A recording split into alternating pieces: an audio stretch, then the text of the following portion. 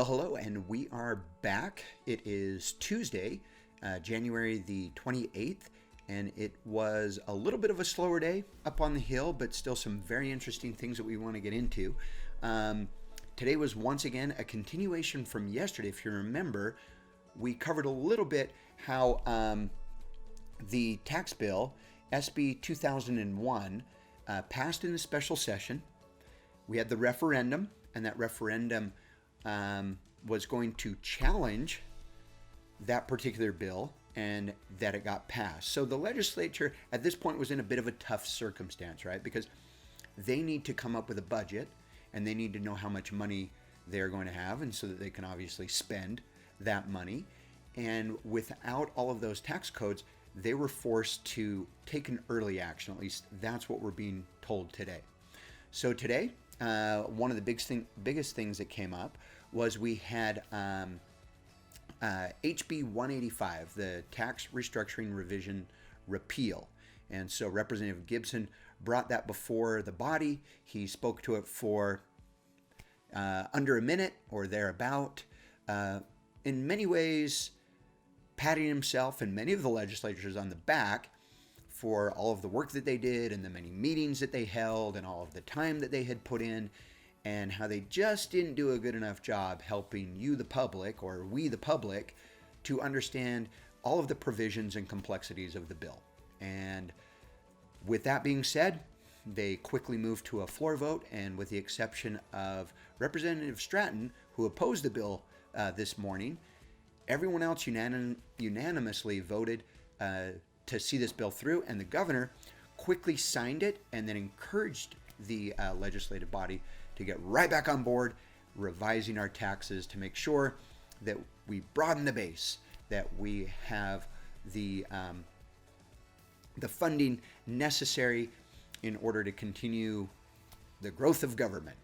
So let's take a second and just pause and unwind this just a little bit. So first of all, by their own reckoning, they are telling us, meaning the legislative body, and specifically the committee that was tasked with putting all of this together, of which, our good representative Francis Gibson, as well as Senator Lyle Hilliard.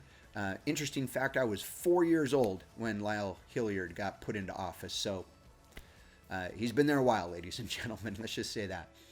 But they held 8 meetings, 9 if you count the one up in Logan, where they say they had over 1,000 people at all of these meetings testifying for or against the bill.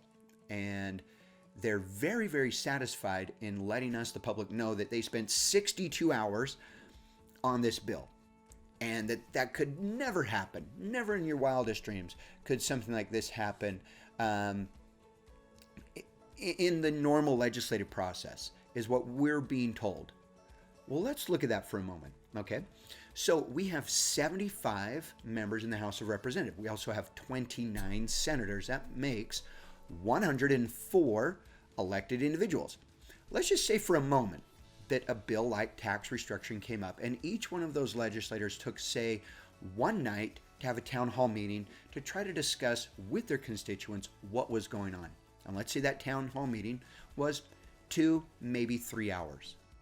If you do the simple math, if it was 2 hours, 104 times 2 is 208. 104 times 3 is 312. You would have had a almost 400% increase in public opinion if they would have done this correct, in my humble opinion. So the fact that they want to tell us that they did not rush it, they rushed it. So we caught them. Now what can we expect? Well, my humble opinion is the calling card that was on the tax bill was one where it was all about what was going on with the new tax placed on grocery. That was what got a lot of us excited. That's what got the referendum going, and that's what got all of us very uptight. I mean, not even California taxes food, ladies and gentlemen. So here we are now, and we know that the legislative body is going to continue to circle around and try to figure out, well, what do we do now with the taxes? And in my humble opinion, they're coming after every single service in the state of Utah. Mark my words. Here we are, January 28th. That's what they're going to do.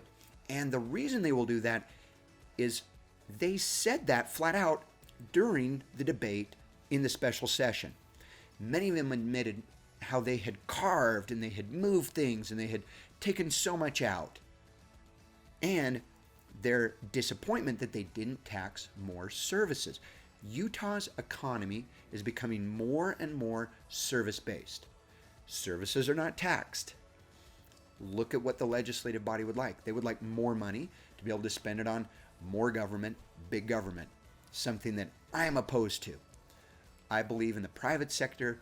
I believe that government has very, very small mandates for which they should be operating. And the growth of government and letting us know we just need more money and more money. Help me understand, listeners, when do you think government will say, you know what, that's enough. We don't need any more. Now, they tried that with the tax bill, right? They fed us the idea that it wasn't a tax increase, it was a tax savings, because we were going to be getting a savings of $160 million annually through the reduction in our income taxes and some other savings that were in the bill. But they also admitted that they weren't done with the bill.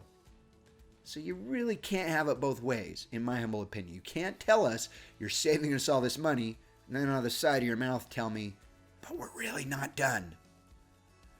So hold on to your seats. Make sure you are tracking both of these senators. So we want to be these representatives. So we want to be tracking Senator Hilliard. I'll place his link below, and also Representative Gibson will place his information below as well. Beyond that, today was, another very busy day for new bills. We had a number of new bills that were introduced. We'll try to sift through those, read through those, and tune in tomorrow as I will report on some of my findings with these bills, things that we want to be looking for. And also, again, check out in the description below, and we'll have the running tally of how everything is going, what happened today, and again, where we can, as a public, be more engaged in this process. So thank you so much. Again, this is Nathan Brown, and thank you so much for tuning in. We'll see you tomorrow.